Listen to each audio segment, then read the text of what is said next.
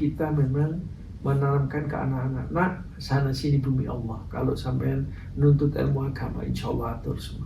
Subhanallah, Nanda Yufar pernah loh 2 tahun dicabut. Jadi kalau kesini kayak warahmatullahi wabarakatuh. Waalaikumsalam. Jadi pada bulan Ramadan yang indah ini,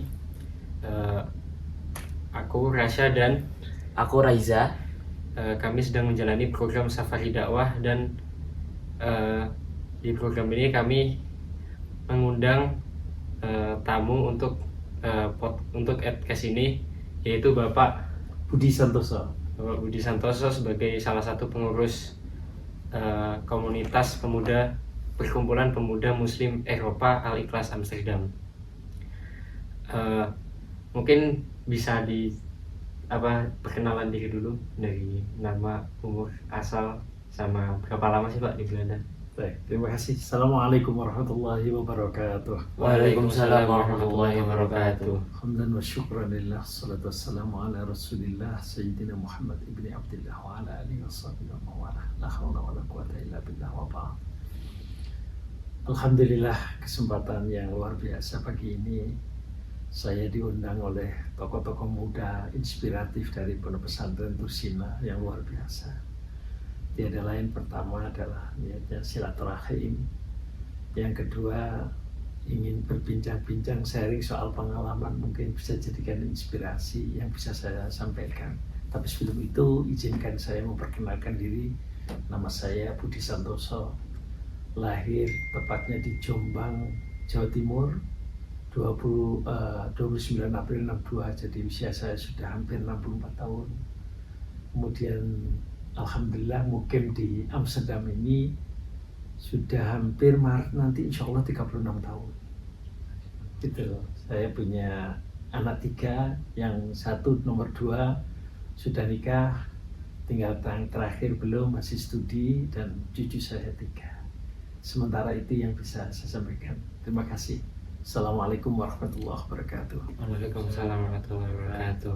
Nah, tadi Bapak kan bilang kalau sudah 35 tahun ya Pak? Iya, hampir 36 tahun insyaallah di Belanda. Iya. Mungkin bisa diceritakan awal mula kenapa sih Pak bisa ke Belanda?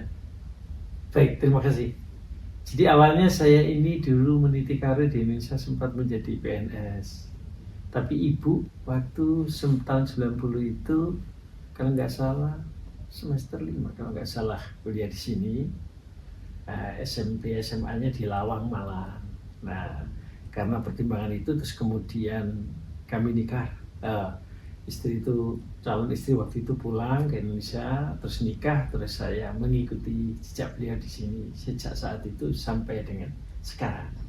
Jadi intinya saya ngikutin istri awalnya. Gitu. Berarti Bapak meninggalkan pekerjaan Bapak yang awal itu? Betul. Kemudian apakah tidak struggle Pak, mungkin pas kesini awal-awal gitu bingung mau ngapain? Oh, sangat bahwa karena kita takut terhadap lingkungan yang bisa menjamin kehidupan kita berikutnya.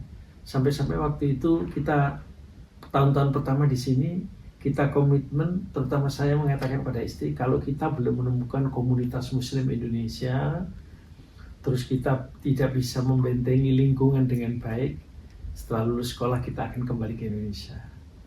Tapi itu alternatif terakhir, sehingga di sela waktu itu tetap kita ikhtiar bagaimana caranya kita tinggal di sini bisa membangun sebuah lingkungan yang bisa menjaga kondisi kita yang berangkat dari Indonesia itu, terutama nilai-nilai Islamnya. Nah, dengan izin Allah, alhamdulillah kami mencoba berupaya membangun komunitas kecil-kecilan. Jadi dari teman ke teman, informasi, terus kemudian dari rumah ke rumah, terus ujung-ujungnya kita juga nyewa gedung kecil-kecilan untuk menciptakan nuansa pendidikan ala Indonesia berupa madrasah waktu itu. Nah, akhirnya alhamdulillah atas izin Allah kita ikhtiar awalnya dari 1-2 keluarga, berkembang pesat, kita menyewa hall yang lebih besar. Itu. Jadi saya bergabung di PPME. PPME ini ada 5 cabang di Belanda. Cabang Den Haag, cabang Rotterdam, cabang Breda cabang Heemskerk, cabang Amsterdam. Nah, dari situ PPMI itu sebetulnya kurang lebih hampir 55 tahun berdiri. Ya, saya termasuk generasi kedua yang ada di sini yang waktu itu banyak berinteraksi dengan generasi pertama, di mana waktu itu ya kondisinya masih belum seperti sekarang. Itu kira-kira ceritanya. Untuk berarti Bapak pas kesini itu mengambil visa menetap atau sebagai apa? Zaman tahun 90-an mudah. Jadi saya karena resmi nikah ala Indonesia di KUA layaknya orang nikah itu, tapi saya datang karena belum resmi nikah di pemerintahan Belanda, saya visanya turis. Nah, visa turis dapat 3 bulan, tapi zaman itu nggak terlalu sulit. Tapi saya sudah kena peraturan yang kedua, yaitu kalau nikah harus melalui proses Kedutaan Besar Belanda yang ada di Jakarta. Kalau istilah bahasa Belandanya itu harus ngurus MVV, Machtiging, Voorlopig Verblijf, itu artinya izin tinggal sementara. Kalau sebelum itu lebih gampang, di sini nikah, visa turis nikah bisa. Tapi waktu itu saya kena itu, tapi alhamdulillah terus kemudahan resmi.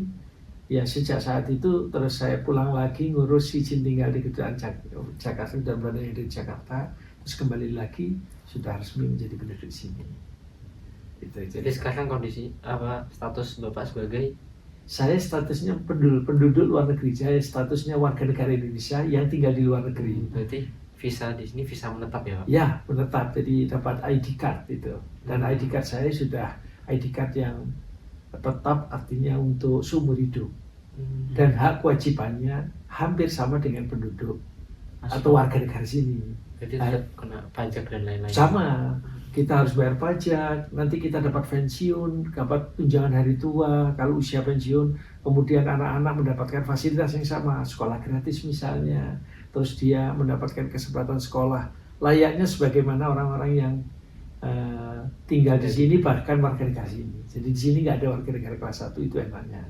Berarti dapat hak mencoblos misal kalau ada pemilihan gitu. Ya, betul. Kalau saya waktu di Indonesia, misalnya pemilu parlemen, pemilihan kita DPR, saya juga nyoblos di KBRI. Pemilihan presiden juga sama. Kalau di sini juga sama, tapi saya agak lupa itu ada beberapa misalnya pemilihan anggota dewan atau apa ya. Kita tidak semuanya dapat hak pilih, tapi kita mendapatkan hak pilih juga. Mungkin waktu itu kalau nggak salah anggota dewan kita juga berhak memilih. Terus kalau pemilihan apalagi gitu loh. Tapi yang jelas begitu. Jadi kita karena warga negara asing statusnya di sini, kita masih mendapatkan hak untuk memilih perwakilan yang ada di sini, tapi tidak semuanya. Gitu. Ya, kalau untuk terkait kan Bapak dari Indonesia Ya. ke sini, Ya. apakah ada masalah terkait uang dan sebagainya? Karena mungkin kalau untuk orang Indonesia biasanya kalau berpindah ke luar negeri itu yang paling bermasalah biasa kondisi ekonominya. Betul, ya. Tahun itu mata uang Belanda masih golden ya, belum euro. Euro itu kan kira-kira tahun 2001 atau 2002, 2001 kalau nggak salah. Jadi 1 golden itu kalau dikurskan euro sekarang itu 1 euro 2,2 golden. Jadi kalau kita punya uang 220 golden itu nilainya sama dengan 100 euro. Itu. Jadi kita ngikuti apa itu namanya mata uang itu sejak 2001 ya. Jadi kalau masalah finansial nggak ada masalah karena kebetulan kan di sini karena punya izin tinggal itu ada pekerjaan, dan kalau misalnya gaji kita kurang, subsidi bisa minta ke pemerintah. Iya. Memberi subsidi. Iya. Ini kayak ceritanya Ananda Yufar ini kemarin lulus SMA Tursina itu bermasalah juga ke sini waktu masuk kuliah. Kenapa? Ijazahnya SMA, ternyata kalau ke luar negeri, saya juga baru tahu bahwa anak-anak yang mau kuliah ke luar negeri itu ada kayak badan independen Jakarta itu yang ngurusi anak-anak yang mau sekolah ke luar negeri, yang ngurus visanya segala macam itu lah. Nah, tahun pertama dia dikenakan biaya yang cukup tinggi karena statusnya pelajar dari Indonesia. Tapi setelah tahun kedua, dia dilihat di sistem, ternyata dia anak yang lahir dan besar di sini mendapatkan hak yang sama layaknya anak yang tinggal di sini. Jadi dapat subsidi tunjangan itu jauh lebih besar, mungkin sekitar dapat dari biaya yang disiapkan dari Indonesia itu hampir sekitar 70%. Subsidi pemerintah tinggi sekali. Iya. Dari pemerintah Belanda itu. Ya, tapi tetap ada deadline. Kalau dalam kurun waktu yang ditentukan tidak lulus, dia harus mengembalikan itu biayanya. Ya, gitu. Kalau sekarang Bapak kesibukannya apa ya selama di sini? Saya statusnya masih ngurus usaha. Jadi saya buka usaha kuliner di Amsterdam dekat sini itu sejak tahun 95. Udah lama ya Pak? Ya, tapi alhamdulillah Allah memberikan kelonggaran pada saya selama Ananda mulai 2017 di Tursina, nyantri di Tursina itu, alhamdulillah usaha dipegang oleh kakaknya Zufar yang pertama dan yang kedua, sehingga waktu kita banyak menikmati sisa-sisa umur laksana kemari. Kalau sebelum 2017 kita di Indonesia paling setahunnya ya kalau liburan musim panas itu paling ya 1,5 bulan. Sekarang bisa lebih dari itu. Tapi karena terkait paspor yang masih paspor Indonesia, ada ketentuan kalau sebelum usia pensiun tidak boleh lama-lama meninggalkan Indonesia. Awal mulanya Bapak milih Tursina sebagai pondoknya anak Bapak itu gimana awalnya? Ya. Mulanya. Jadi begini, sebelum saya kenal Tursina itu kakaknya Ananda Yufar itu nyantri di Al-Izzah. Ya.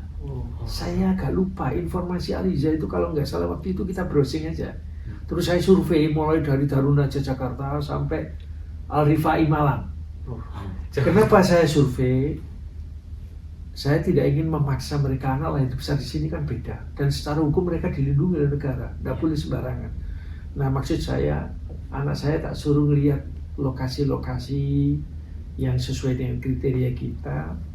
Ternyata pilihan dari puluhan pesantren itu jatuh cinta di Al-Izzah waktu itu. Belum ada Tursina kan? Alhamdulillah kakaknya pernah nyantri di Al-Izzah. Nah saya di Al-Izzah waktu itu kenal dengan Ustadz Ali Wahyudi. Nah, gitu cerita. Kepala sekolah ya? Ya, kepala sekolah waktu itu. Terus beliau cerita insya Allah kita akan mendirikan pesantren sendiri nanti kalau misalnya adiknya Mbak Lubna kakaknya itu mau nyantri titipkan ke kita. Jadi Tursina belum muncul, dulu kan Tazkiyah namanya ya. Itu saya sudah tahu lokasinya, informasi dari beliau, dan saya terus komunikasi. Memang kita ada komitmen masih sejak awal, anak-anak ini kita siapkan untuk nyantri di Indonesia. Makanya sejak anak pertama, kedua, dan ketiga, di saat orang Indonesia, waktu itu mohon maaf, tidak ada yang menyekolahkan anaknya ke Islamic School, kayak semacam kayak SDIT gitu ya di Indonesia. Saya satu-satunya. Jadi mulai dari pertama, kedua, ketiga. Pertama tujuan kita adalah membekali ilmu agama yang kita di rumah dengan lingkungan yang sama tahu sendiri. Terus yang kedua, di Islamic School itu diuntungkan kenapa? Itu kan sekolahnya full day 5 hari, Senin sampai Jumat. Ya. Nah kalau sekolah Belanda, full day 5 hari itu yang separuh hari itu cuma hari Rebu. Jadi hari Rebu nggak boleh, 40 jam nggak boleh kerja, sekolah. Jadi Rebu setengah hari. Nah di sekolah Islam itu, kalau Rabu itu full day tapi diganti hari Jumat. Jadi keuntungan kita, tiap hari anak-anak 5 hari itu di sekolahan, dia sholat berjamaah di situ. Terus kalau puasa dijak iftar bersama. Dan kita memilih kenapa di situ, diantaranya anak laki-laki kita yang sudah balik wajib sholat Jumat, bisa sholat Jumat. Kenapa? Sekolahnya kalau hari Jumat setengah hari, sementara sekolah Belanda full. Bisa dibayangkan itu kalau anak kita mulai SD, SMP, SMA sekolah Belanda, laki-laki, berapa lama dia meninggalkan sholat Jumat? Nah, itu satu hal yang diuntungkan. Terus yang kedua, di sekolah Islamic School di Amsterdam yang namanya Asidik School itu masih ada sekarang, diwajibkan anak-anak yang lulus kelas 8. Jadi di sini SD nggak 6 tahun tapi 8 tahun. wajib hafal juz 30. Sehingga pada saat alhamdulillah masuk di Tursina tidak mengalami kendala yang berarti, hanya proses adaptasi culture, cuaca itu aja.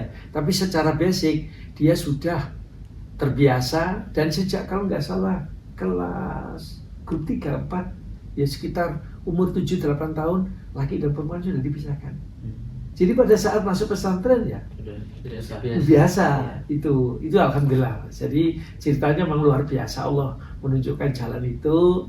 Nah, terus Ananda Ifar termasuk yang paling lama. Dulu kakak-kakaknya itu nggak lama karena memang jujur kita kurang tawakal, karena waktu itu ada ancaman memang kalau meninggalkan berapa lama ya, 1 tahun berturut-turut itu dicabut izin tinggal. Konsekuensinya tidak kecil. Padahal kalau jujur orang yang ingin tinggal di Belanda ini jutaan orang ingin tinggal karena negara ini sosial, nggak kerja dapat tunjangan.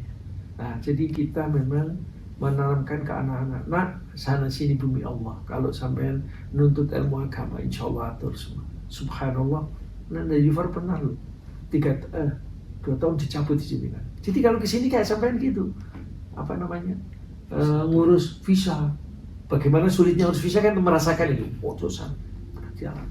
Tapi subhanallah atas izin Allah lagi-lagi kemudian tiba-tiba dapat surat panggilan, kamu dapat izin tinggal lagi. Alhamdulillah. Wah kayak gitu. Kalau melihat perjuangannya luar biasa. Belum lagi setahun bisa 2-3 kali, minim 2 kali setiap 6 bulan harus lapor ke sini, harus datang karena paspor Indonesia. Dari sisi finansial berapa itu? Kalau kita ngitung dan. Tapi ilmu kan nggak bisa diukur dengan dunia. Gitu ceritanya.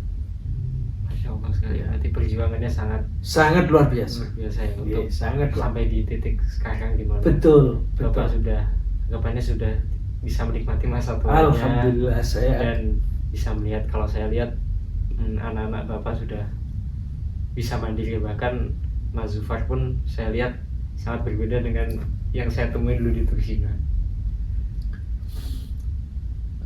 Ya Allah, saya terharu kalau cerita itu.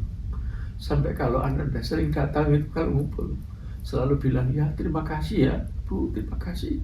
Aku ditaruh di pondok 6 tahun. Kalau aku udah di pondok apa jadinya? Karena anak-anak seusia dia sampai tahu sendiri di sini keadaan. Jadi dulu waktu itu dia juga sebagai manusia merasa seperti aku ini kok dikucilkan dari saudara, kakak sama kakakku semua ngumpul di Belanda. Itu sifat perasaan manusiawi ya. Kita juga begitu sebetulnya. Kalau lagi bundanya lagi masak selalu nangis karena ya namanya anaknya. Tapi subhanallah sekarang dia kalau ketemu saya cerita itu terharu, terima kasihnya. Jadi dia merasakan betul manfaatnya, dan saya bersyukur pada Allah pertama, kedua pada Tursina di mana seluruh tim SDM-nya waktu itu hampir semuanya mendukung. Bahkan ada salah satu murabi kalau nggak salah, saya lupa namanya, spesial belajar bahasa Belanda untuk bisa komunikasi sama Ananda, supaya Ananda itu kerasan. Awal-awalnya kan nggak kerasan, ya maklum lah karena anak terakhir, terus tinggal di sini kan tahu nggak pernah lepas dari HP, tiba-tiba 1 minggu sekali baru 1 jam dapat, itu kan tekanan-tekanan awalnya begitu. Perjuangannya seperti itu, alhamdulillah. Untuk Mas Zufar berarti kan besar di sini ya Pak? Iya. Itu apakah dia sudah maksudnya sudah lancar berbahasa Indonesia atau mungkin masih ada kendala sedikit? Kalau bicara komunikasi lancar, bahasa Jawa bahkan lancar. Tapi pada saat dihadapkan baca tulis agak bermasalah. Di sini kalau J, huruf J itu dibaca Y. Terus kalau J itu harus DJ, kayak jangan lama dulu. Jadi dia bisa tahun pertama lolos, buat saya sebagai orang tua itu sudah satu prestasi yang luar biasa. Makanya pada saat teman-temannya nilai 8-9, saya bilang sampai nilai 6 itu sudah prestasi. Kenapa? Perjuangan untuk mencapai nilai 6 mengerti bahasa Indonesia itu tidak mudah. Belum lagi culture yang dari udara dingin, panas, dari biasa pegang HP di sini bebas, terus di sana ya tahu itu sendiri aturan itu. Tapi ya subhanallah, ternyata komunikasi bahasa Indonesia itu dengan kegigihannya dia bisa mengikuti sampai jenjang SMA terakhir. Dan nilainya saya lihat terakhir juga tidak terlalu mengecewakan buat anak luar negeri ya. Makanya kalau anak-anak di sana nilainya 9, 10, nggak kaget lah karena sejak kecil ya. Kalau dia misalnya angka 7, 8 buat kita sudah prestasi. Jadi kita tidak perlu menuntut apa-apa, yang penting sudah nak sampai yang penting kerasan. Insya Allah dengan proses waktu sambil pelan-pelan belajar. Sebab kalau tidak kerasan kan ya harus kembali. Itu tujuannya. Kalau Bapak sendiri mungkin ada kendala bahasa atau tidak pas pertama datang ke sini? Ya, saya jujur 36 tahun belum pernah kursus bahasa Belanda. Jujur, saya otodidak. Kebetulan Allah memberikan kelebihan, saya orangnya berani aja, nggak takut salah. Saya pikir itu bukan bahasa saya. Kalau saya salah wajar. Dan satu hal yang hebat orang Belanda ini mengapresiasi setiap orang yang ingin berupaya berbahasa Belanda. Jadi kalau kita bicara, saya selalu katakan, mohon maaf ya, saya belum bisa berbahasa Belanda. Kamu bagus. Apalagi kamu belum pernah kursus bahasa Belanda, kamu bahasa. Itu yang membuat kita semangat. Satu, yang kedua, saya dengan kondisi yang ada, saya harus terpaksa berinteraksi dengan orang Belanda. Nah, waktu itu tahun 92, saya keluar dari perusahaan Amerika karena mertua buka usaha kuliner. Nah, kebetulan saya posisinya ya banyak di depan berinteraksi dengan customer. Otomatis saya harus memberanikan diri untuk itu. Dari situlah alhamdulillah sampai sekarang. Tapi saya kalau ngomong sama cucu sama anak diketawain karena gramatikanya nggak jelas itu. Ya, tapi karena datang kan situasinya udah beda. Ada anak, jadi ya sudah concern membangun ekonomi, tidak sekolah lagi. Tapi komunikasi alhamdulillah lah bisa. Berarti lumayan itu ya Pak. Berarti belajar bahasa tuh kalau yang saya pelajari dari Bapak ya. Itu yang penting berani ya Pak? Berani, iya. Dan berani, mohon maaf, kita jangan takut salah. Berani, dan saya termasuk alhamdulillah dibanding orang-orang yang lebih lama dari saya berani. Karena bahkan kalau ngurus surat penting-penting, saya ngurus sendiri sampai sekarang gitu. Jadi faktor keberanian itu penting. Jangan takut salah, karena dengan apapun ya tentu yang baik ya. Yang baik harus kita berani mengawali barang itu. Terus alhamdulillah Pak sampai sekarang. Jadi bahasa-bahasa tulis sampai sekarang anak-anak yang ngurusin. Yang nggak jelas karena itu kan ada gramatikanya. Tapi kalau komunikasi langsung dengan customer ini juga punya usaha itu kan juga banyak berinteraksi kan. Tapi lagi-lagi faktor keberanian, tidak takut salah, dan dimanapun juga bahasanya tidak paham, tapi mereka kan dengan gerak mimik kita mereka paham kalau kita itu punya niatan baik, kepingin menyapa kan gitu. Buat mereka itu lebih penting daripada kamu pintar bahasa Belanda tapi kamu kok nggak ramah sama orang, nggak penting, kita ramah, itu aja. Karena komunikasi ada seninya ya Pak? Betul. Bukan masalah, kalau yang saya pelajari ya itu bukan masalah bahasanya yang indah, tapi bagaimana cara kita memahamkan siapa yang kita ajak bicara. Betul ya. Itu yang saya alami selama kurun waktu sekian lama itu.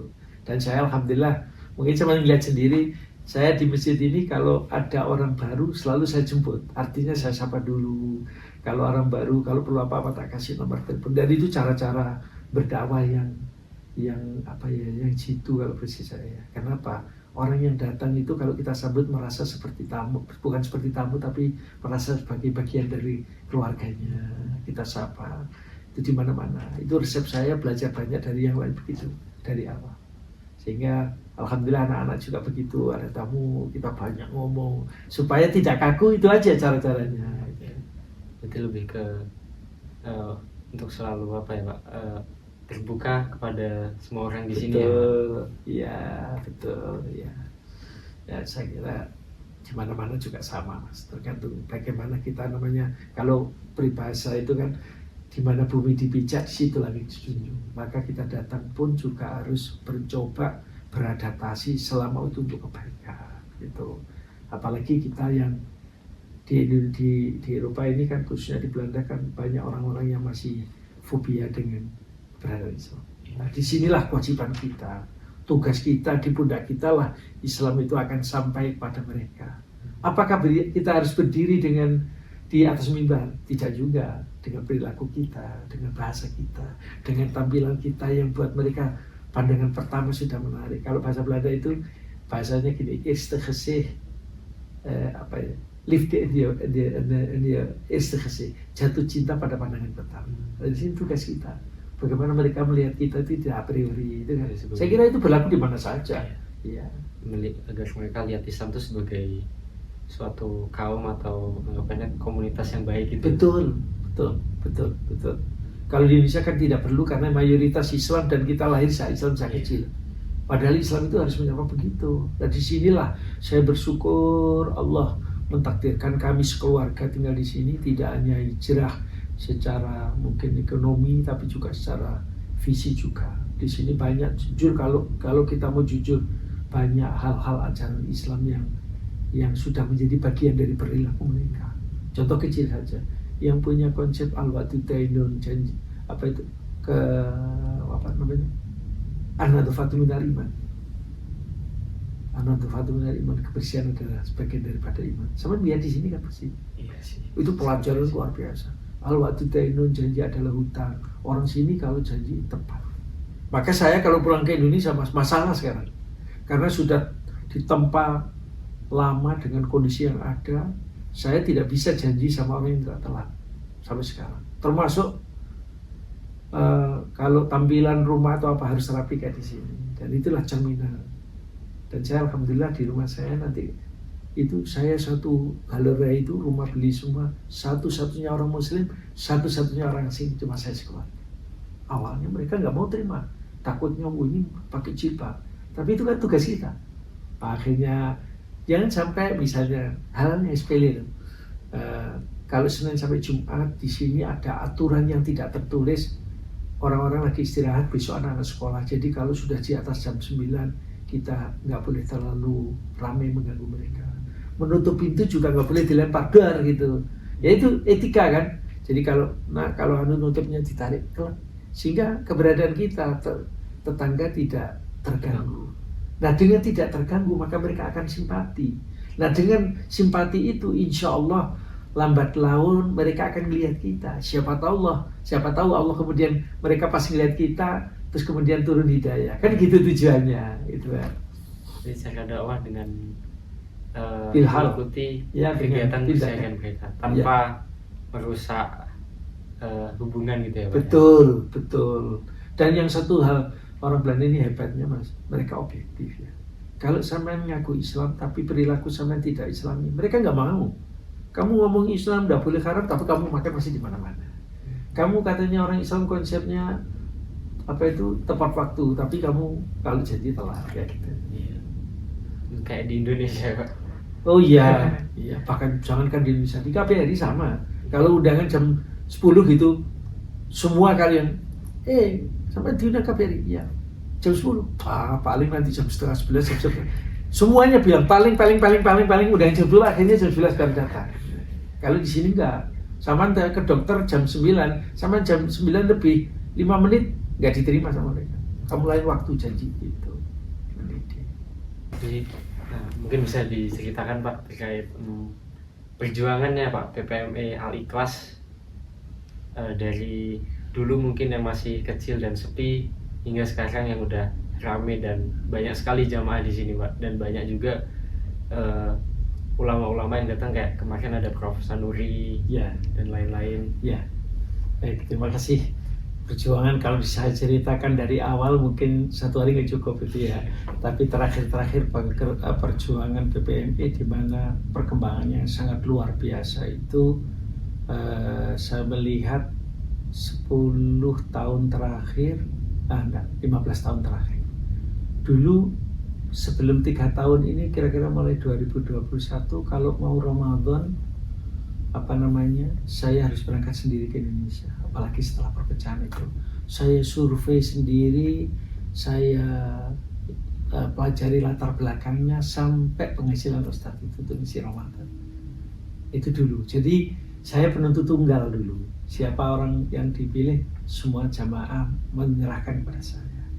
Walaupun demikian juga beban mental saya juga sangat berat. Saya takut dibilang KKN, saya makanya belum pernah ngambil Ustadz dari Jombang, tanah kelahiran saya, karena nanti takut dikatakan orang-orang gini. Nah setelah 3 tahun terakhir itu karena banyak tim-tim muda itu, terus akhirnya proses seleksinya kita serahkan kepada anak-anak muda, sehingga muncul kemarin itu kalau nggak salah sekitar 53 kalau nggak salah mendaftar kandidat yang mau datang ke Belanda. Akhirnya mengerucut 2 ustadz ini, dan 2 ustadz ini baru tahun kemarin, baru 2 tahun terakhir, biasanya 1. Jadi imam merangkap penceramah, tapi mengingat padatnya kegiatan, kita kasihan, akhirnya kita undang 2 ustadz itu. Ya tentu dengan konsekuensi biaya yang agak membengkak. Tapi alhamdulillah lagi-lagi kalau kita kelola secara profesional dengan penuh kesungguhan, Allah memberikan jalan. Kegiatan yang kayak seperti ini, Mas, itu uang kita tidak pernah minus, surplus terus. Iya, bahkan kita punya masjid ini sudah lunas, gak punya utang, punya kapital sekitar 300.000 euro. Kalau uang sekarang 300.000 berapa ya? 6 kan? Lebih. Itu penghasilan dari komunitas ini. Iya, jadi gini, tertariknya kemarin ada seorang donatur yang menutup biaya masjid ini sepertiga dari nominal yang ada. Itu ada seorang hamba Allah dari Medan. Itu kalau boleh saya katakan menyumbang senilai hampir lebih dari 2M, 165.000. Itu harga rumah satu. Mereka tertariknya, saya disuruh presentasi cuma 10 menit. Apa yang buat mereka tertarik? Dia bilang, saya di rumah itu proposal permintaan dana pembangunan masjid itu 1 gudang katanya. Tapi saya nggak ngeladeni karena berbagai macam. Kok kalian punya modal itu apa? Nah, kita melihat masyarakat kita ini kesadaran bersedekahnya tinggi. Jadi kalau kita orang Indonesia, orang Jawa, kita minta donasi 100 euro agak berat. Tapi begitu kita bikin bazar, kita akan jual makanan, jual kue, kita minta sumbangan yang nilainya mungkin lebih dari 150 euro, mereka nggak keberatan karena kebiasaan sedekah. Kalau bahasa Indonesia selamatan lah. Nah disitulah kita kemas. Kemarin target Ramadan juga begitu, bazar rame depan itu, jual macam. Saya lihat di Instagram ya, sangat keren. Ya itu, dan alhamdulillah masjid ini pada saat hari santri pertama itu ada tokoh perubahan 3 yang hadir di sini. Ibu Risma, Wali Kota Surabaya, Pak Ganjar Pranowo, waktu itu Gubernur Jawa Tengah, yang ketiga Pak Ridwan Kamil. Jadi di sini saya diundang ke KBRI, saya terus cerita tentang ini, beliau bertiga itu tertarik untuk datang ke sini. Kebetulan di sini ada mahasiswa S2 4 yang backgroundnya dari UIN, mana ya, Solo atau mana itu, pokoknya dari UIN semua. Jadi panitianya mereka, bayangkan sama luar biasa, anak-anak mahasiswa E2, backgroundnya pesantren, meriah sekali. Dari situ, dari mulut ke mulut, itu sebelum jadi wakil presiden, Pak Kiai Ma'ruf Amin, waktu ketua PMUI juga di sini. Jadi ini sudah banyak didatangi tokoh-tokoh nasional. Jadi satu kebanggaan. Nah, karena itu makanya nuansa Indonesia tetap kita jaga, walaupun tetap kalau bicara soal Islam merujukannya bukan Indonesia tapi syariat Islam kan itu tetap kita kondisikan. Sama lihat sendiri kebiasaan di sini kadang-kadang mengingatkan kita pada saat di kampung. Lebih kepada supaya orang-orang yang puluhan tahun nggak bisa pulang ya bernostalgia. Kalau maghrib pukul beduk kayak gitu itu kan itu buat mereka, buat sampean nggak ada apa-apanya, buat mereka ya Allah ingat di kampung dulu. Jadi itu ya. Terus yang ketiga, pesan terakhir saya, sampean semuanya ini adalah dipilih oleh Allah menjadi orang-orang yang terbaik. Dikasih kesempatan belajar di Tursina, maka keluar dari Tursina ilmu itu menjadi beban tanggung jawab sekaligus amanah untuk disampaikan. Dimanapun berada, di Belanda, di bumi manapun, sama harus bisa menjadi kepanjangan tangan Tursina berdakwah dengan cara yang bijak, dengan apa yang sama miliki. Insya Allah dimanapun berada pasti akan menghadirkan sebuah nilai manfaat. Syukur-syukur kalau nantinya tertarik di Amsterdam sini bisa mencari informasi selanjutnya kontak sama Yuval, mana universitas yang baik ini. Nah nanti kalau sudah kuliah di sini, kos atau apa-apa di luar kegiatan sekolah harus di sini membantu madrasah. Itu saja pesan saya. Terus kemudian yang terakhir saya mohon doanya mudah-mudahan saya sekeluarga, anak dan cucu semuanya diberikan kekuatan oleh Allah Ta'ala, dijaga, diawasi dan dilindungi sehingga tetap eksis sampai Allah memanggilnya. Itu aja. Terima kasih banyak atas kesempatan dan kehormatan saya diundang pada momen yang sangat berbahagia. Ya, sama-sama Pak. Pak, dan terima kasih banyak juga sudah menyempatkan waktunya Pak. Iya, sama-sama. Mohon doanya untuk lanjutan pendidikan kami nanti, Amin. terutama buat yang SMA, semoga dilancarkan juga Pak, Amin. dan semoga kita bisa tetap menjaga keimanan kita Amin. dan ketakwaan kita selama berkuliah, dan Amin. semoga kita tetap didekatkan dengan lingkungan Islam kita. Amin ya Rabbal Alamin. Insya Allah kalau saya nanti kuliah di sini, nanti saya datang kembali Pak. Itu ya. Kalau Bisa disampaikan juga saudara-saudara, bukan hanya karena safari Ramadan atau kuliah, kalau pas lagi jalan-jalan berlibur sini, kontak di sini, jadi sekaligus bisa ibadah mandi-mandi di sini Iya. gitu, sehingga ikatan emosional kita tetap terjaga sampai kapanpun gitu ya. jadi untuk kalian yang mau jalan-jalan mungkin ke Eropa, bisa datang ke sini ya, buat sekedar mungkin numpang sholat Tuh. dan mungkin bertemu orang-orang baru, karena di sini kita nggak hanya sholat, kita bakal ketemu orang-orang baru bahkan dari negara belahan dunia yang lain. Betul, betul. Oke. Insya Allah. Mungkin ada kalimat penutup atau motivasi untuk anak muda yang mungkin di zaman ini imannya mudah goyah dan Iya. Kesempatan tidak muncul dua kali, kesempatan itu sekali. Maka persiapkan sejak dini, apalagi di era teknologi yang kayak begini. Kalau bahasa kita, setan di mana-mana. Sementara nilai kita ke depan bukan orang lain yang menentukan, tapi kita sendiri. Maka apa yang ada sekarang tetap dipupuk, ditumbuh kembangkan sehingga punya nilai manfaat. Karena tunggu saatnya kalian berdua nanti akan menjadi seorang bapak yang juga akan memikirkan bagaimana generasi berikutnya. Dan generasi berikutnya itu harus disiapkan sejak dini, mulai dari memilih calon, visi ke depannya bagaimana. Ini penting. Jangan sampai terlena dengan lingkungan yang sesaat ini.